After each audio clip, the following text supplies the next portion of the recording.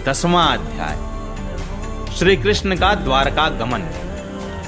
शौनक जी ने पूछा, धार्मिक शिरोमणि महाराज युधिष्ठिर ने अपनी पैतृक संपत्ति को हड़प जाने के इच्छुक आतताइयों का नाश करके अपने भाइयों के साथ किस प्रकार से राज्य शासन किया और कौन कौन से काम किए, क्योंकि भोगों में तो उनकी प्रवृत्ति थी ही नहीं। सूत जी कहते हैं, संपूर्ण सृष्टि को उज्जीवित करने वाले भगवान श्रीहरि परस्पर की कलहाग्नि से दग्ध कुरुवंश को पुनः अंकुरित कर और युधिष्ठिर को उनके राज्य सिंहासन पर बैठाकर बहुत प्रसन्न हुए।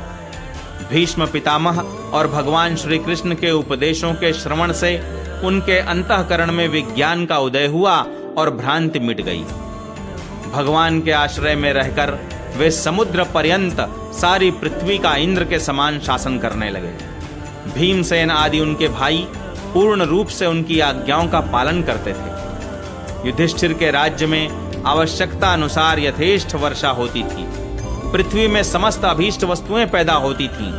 बड़े बड़े थनों वाली बहुत सी गौएं प्रसन्न रहकर गौशालाओं को दूध से सींचती रहती थीं। नदियां, समुद्र, पर्वत, वनस्पति, लताएं और औषधियां प्रत्येक ऋतु में यथेष्ट रूप से अपनी अपनी वस्तुएं राजा को देती थीं। अजात शत्रु महाराज युधिष्ठिर के राज्य में किसी प्राणी को कभी भी आदि व्याधि अथवा दैविक, भौतिक और आत्मिक क्लेश नहीं होते थे।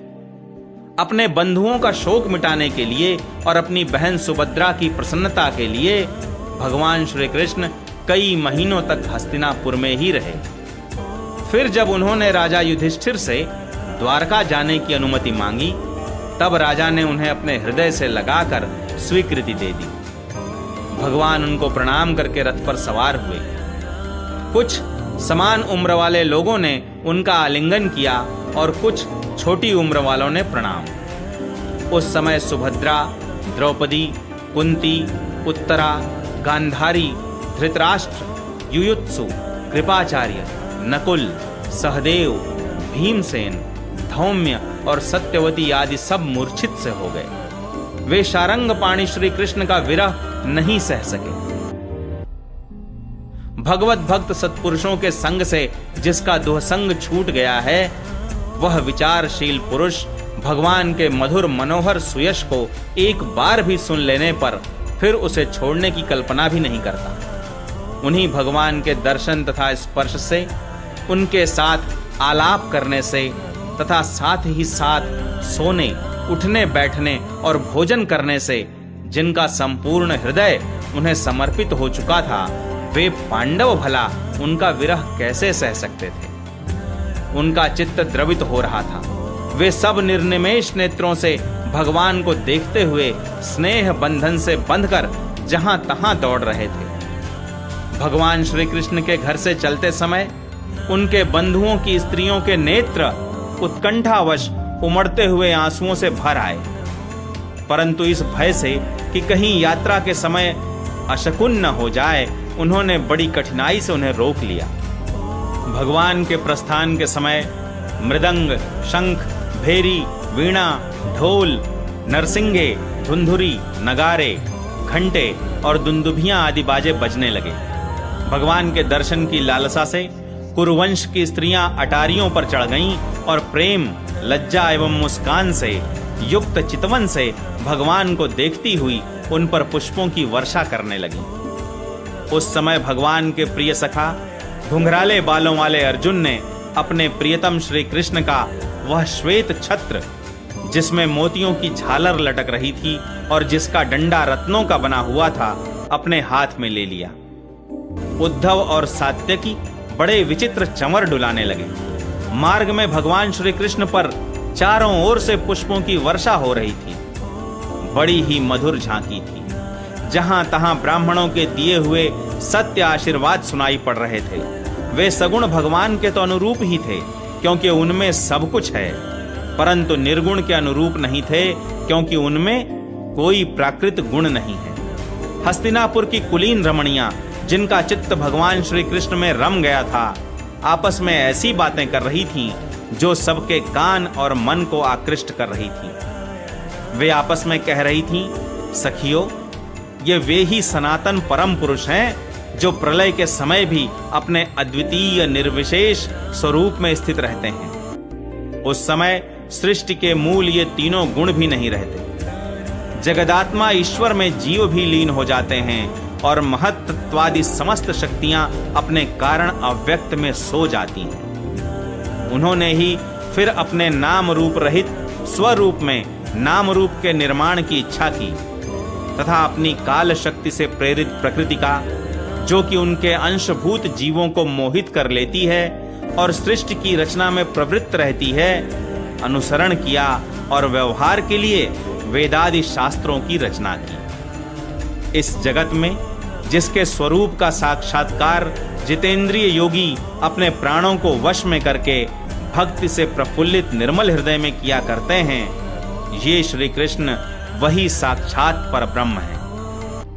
वास्तव में इन्हीं की भक्ति से अंतःकरण की पूर्ण शुद्धि हो सकती है, योगादि के द्वारा नहीं। सखी, वास्तव में ये वही हैं जिनकी सुंदर लीलाओं का गायन वेदों में और दूसरे गोपनीय शास्त्रों में व्यासादि रहस्यवादी ऋषियों ने किया है, जो एक अद्वितीय ईश्वर हैं और अपनी लीला से जगत की सृष्टि, पालन तथा संहार करते हैं, परंतु उनमें आसक्त नहीं होते। जब तामसी बुद्धि वाले राजा अधर्म से अपना पेट पालने लगते हैं, तब ये ही सत्व गुण को स्वीकार कर ऐश्वर्य, सत्य, ऋत, दया और यश प्रकट करते और संसार के कल्याण के लिए युग युग में अनेकों अवतार धारण करते हैं। अहो, यह यदुवंश परम प्रशंसनीय है, क्योंकि लक्ष्मीपति पुरुषोत्तम श्री कृष्ण ने जन्म ग्रहण करके इस वंश को सम्मानित किया है। वह पवित्र मधुवन भी अत्यंत धन्य है, जिसे इन्होंने अपने शैशव एवं किशोरावस्था में घूम फिरकर सुशोभित किया है। बड़े हर्ष की बात है कि द्वारका ने स्वर्ग के यश का तिरस्कार करके पृथ्वी के पवित्र यश को बढ़ाया है। क्यों न हो, वहां की प्रजा अपने स्वामी भगवान श्री कृष्ण को, जो बड़े प्रेम से मंद मंद मुस्कुराते हुए उन्हें कृपा दृष्टि से देखते हैं, निरंतर निहारती रहती है।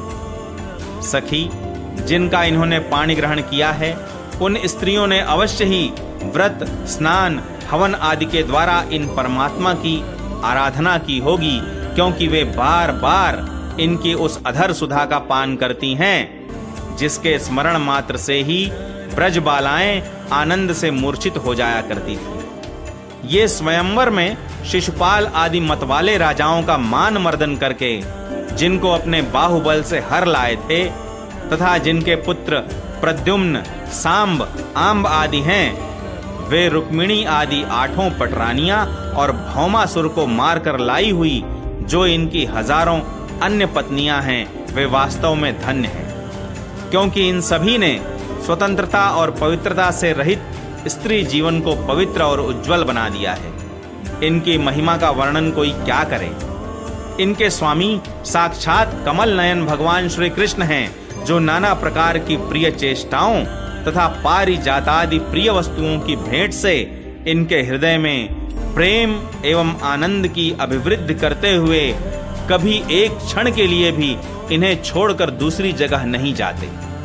हस्तिनापुर की स्त्रियां इस प्रकार बातचीत कर ही रही थीं कि भगवान श्री कृष्ण मंद मुस्कान और प्रेम पूर्ण चितवन से उनका अभिनंदन करते हुए वहां से विदा हो गए। अजात शत्रु युधिष्ठिर ने भगवान श्री कृष्ण की रक्षा के लिए हाथी, घोड़े, रथ और पैदल सेना उनके साथ कर दी।